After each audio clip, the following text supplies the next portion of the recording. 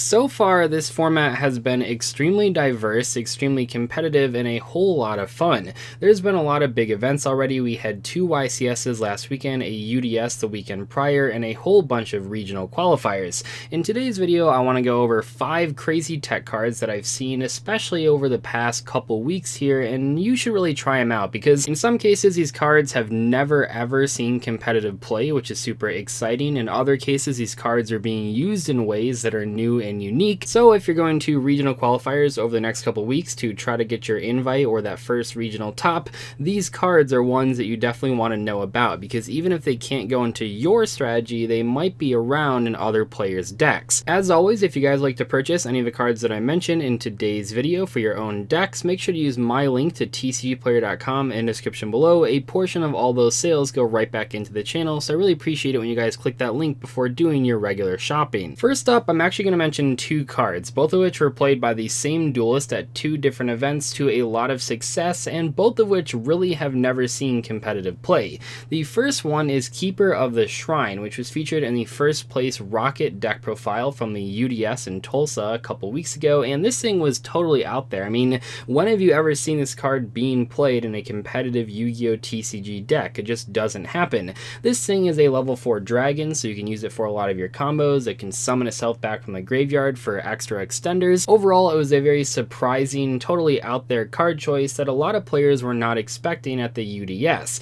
But where this gets especially interesting is that for the next weekend's event at YCS Las Vegas with his teammates, he swapped Keeper of the Shrine out for an even weirder choice, an even more out there choice, Black Metal Dragon. Yes, this level 1 dragon monster that says you can target one Red Eyes monster you control, equip this monster from your hand or field to that monster, it gains 600 attack. That's really not that relevant. What does matter though is the second effect that says if this card is sent from a field to the graveyard, you can add one Red Eyes card from your deck to your hand. Now this was only played as a one of in their Rocket deck, but it's pretty incredible what this one normal summon can do.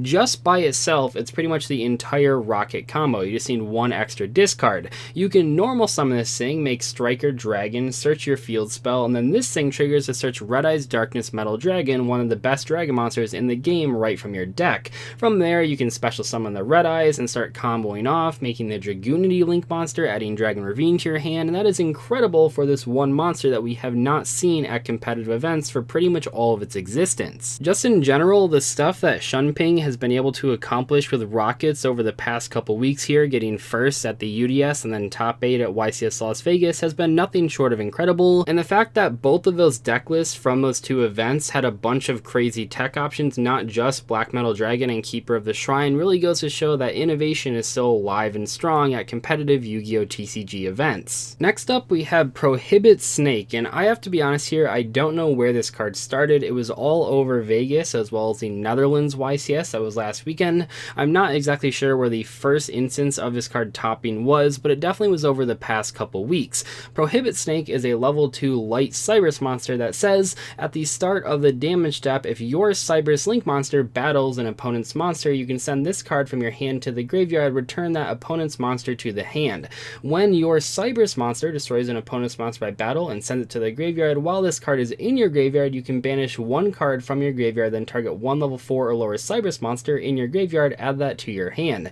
You can only use each effect of Prohibit Snake once per turn. Please keep in mind that the second effect there actually can add itself back, which is pretty insane. So where is this card seeing play right now? Well, looking at the YCS Netherlands, all 3 of the currently known Salamangreat players that top that event were main decking at least 1 copy of Prohibit Snake. 2 of them are even playing 2 copies in their main deck. So why is this card so good? Well, for Salamangreats, dealing with El Shaddoll Winda is virtually impossible without this card, but luckily you can search this card a lot of different ways. You can add it with Lady Debug, you can add it with Signet Mining, and all you have to do after that is make one Salamangreat Banelinks and crash it into the window, and then use the Prohibit Snake to bounce it back to the extra deck. Not only does that out the window, which is a huge deal for Salamangreats, also because it bounces it back to the extra deck, your opponent won't get to add back the Shaddoll Fusion or El Shaddoll Fusion from their graveyard back to their hand.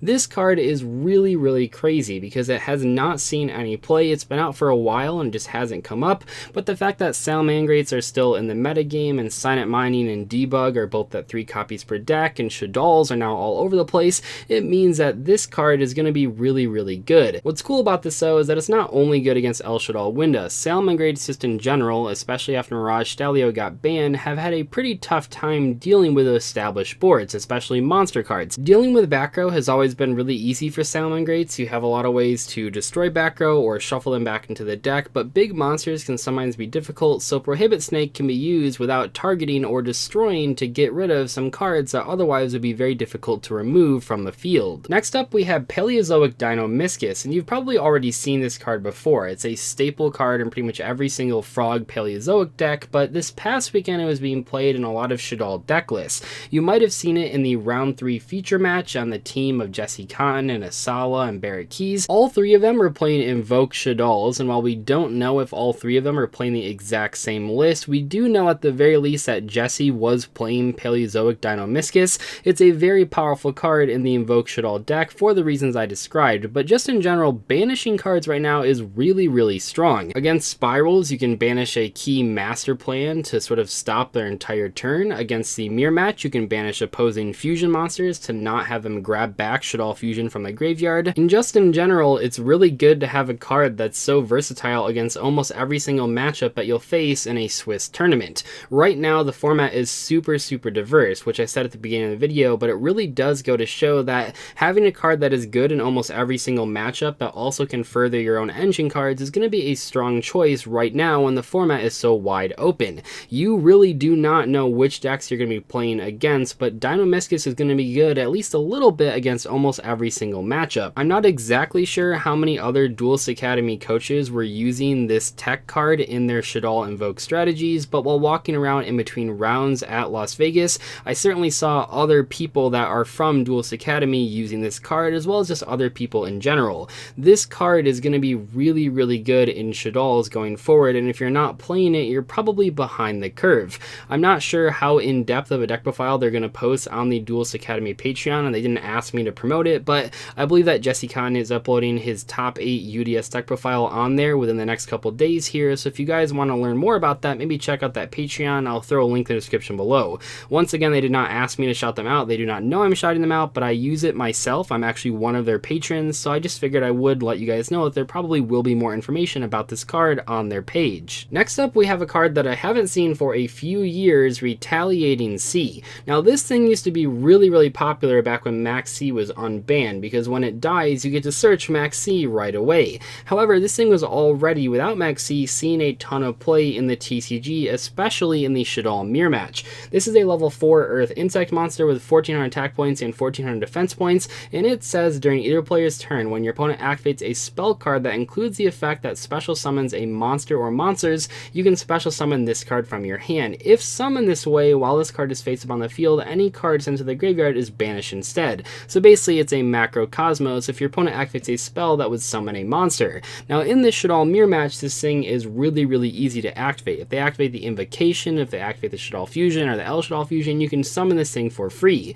Why this matters is because if all of the Shaddoll monsters are banished, not only is that a bunch of your opponent's resources gone, but also they can't trigger their effects because they only trigger when they're sent to the grave. There really aren't a ton of fantastic ways to remove this card as a Shaddoll player on turn 1, so your opponent is probably just going to have to stick with this and do the rest of their plays while banishing their cards, and that's really not what they want to be doing. So it really does pretty much skip their entire turn. It's one of the best hand traps to draw in the Shaddoll mirror match. And then on your turn, you can immediately use it for a link summon or something along those lines, so you don't have to deal with the downsides of its effect. Before I go over the last card on the list, I want to give an honorable mention to Cosmic Cyclone. So this card isn't nearly as crazy as the other entries on the list. It's a card we've seen in the past quite a lot of actually, but recently it's kind of been out of the metagame. That was up until a few weeks ago. Right now this card is seeing not only side deck play, but a lot of main deck play too, and it's really good against a lot of the popular decks. Against Spirals, for example, when your opponent uses Spiral Sleeper, you can then Cosmic Cyclone the last resort that's equipped to it, and the Sleeper will destroy itself and blow up your opponent's entire board. In the past, this didn't really work because your opponent would leave the Spiral Resort on the field, which protects the last resort from being targeted.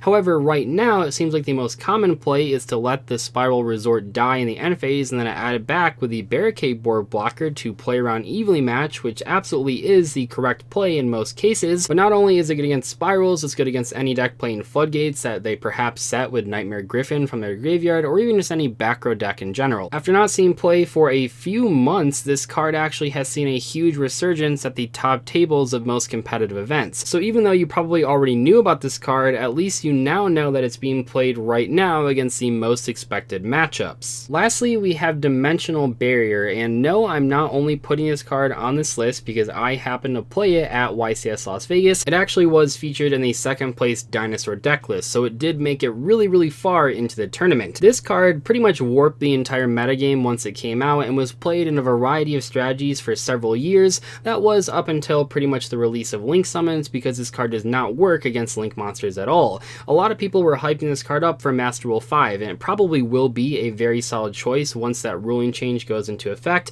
but even right now, as several other players, not just myself, seem to figure out, this card is really strong against a lot of expected decks. Declare one monster card type, Ritual, Fusion, Synchro, Xyz, or Pendulum, obviously not Link. For the rest of this turn, neither player can special summon monsters of the declared type, also negate the effects of all monsters of that type while they are on the field, and then is a hard once per turn effect. The applications here are pretty straightforward. Against Invoked or Shaddolls or Invoke Shaddolls, you can just call Fusion and it basically stops their entire turn. Against Lunalights, you can call Xyz, and while they do have Link plays, in general, they're trying to summon a whole bunch of rank 4s, so once again, you just completely skip their turn. If you happen to play against a Rogue Pendulum deck, you basically can win for free by drawing this one card, but perhaps one of the best things about this card, and one of the biggest selling points for it, is the fact that it's a normal trap card. That means if your opponent has a Lightning Storm or Evenly Match, even though you lose your other cards, you can at least know that you're skipping your opponent's turn. In back row decks, this is awesome because you can go really light on back row turn 1 as long as you have that Dimensional Barrier, and then sort of fish out the Lightning Storm or Evenly Match, and then you flip the D barrier, skip their turn pretty much, and then on your next turn set all of your real back row while you establish a field. Like I said, this card is only going to get better with time, especially once Master Rule 5 rolls around, but even right now the card is super valuable against a lot of matchups, pretty much all the expected meta except for dinosaurs and spirals. Anyway though, hope you guys enjoyed today's discussion video on 5 crazy tech options to play against the meta, or to try out, or to beat the meta, because these cards are super interesting to me, and I think that the game right now is in a fantastic spot. There are so many different viable meta and rogue strategies, and a lot of people are having a ton of fun in this format for a good reason. Remember though, in a diverse format, you need to play cards like the ones in today's video that are good against multiple matchups, because if you play too many specific cards, you might end up not playing against those decks that often, and that would be really bad. The cards that I mentioned in today's video are good in and against a lot of decks right now, so if you want to purchase them, make sure to use that link in the description below to tcgplayer.com, like I mentioned at the beginning of the video. Anyway though, I'll see you guys later. Thank you so much for watching today's video. Goodbye.